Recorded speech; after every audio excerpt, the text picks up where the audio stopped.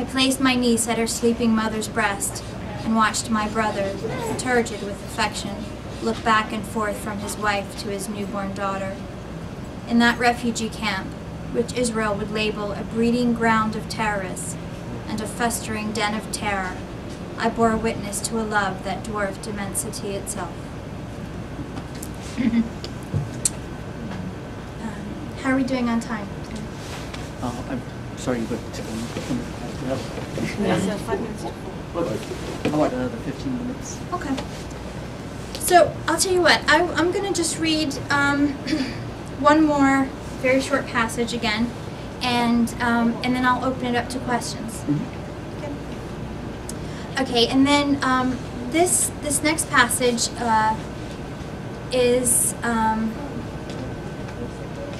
this is not narrated by Amal, and it's a scene that takes place between Fatima and Yusuf.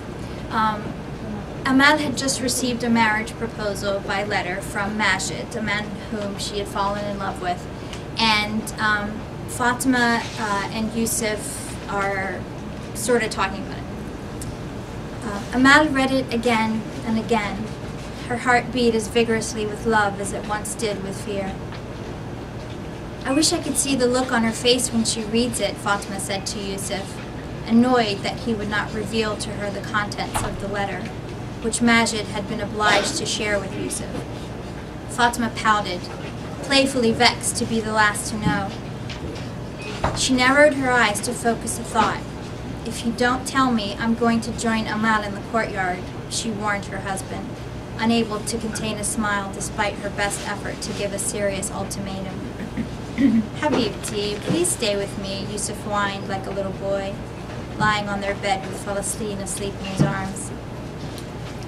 She kept her eyes narrowed and crinkled her nose, and Yusuf delighted to watch her face surrender to a willing smile. In the last attempt to hold her ground, she bit her lip, and the sight of her thus was more beauty than Yusuf could bear.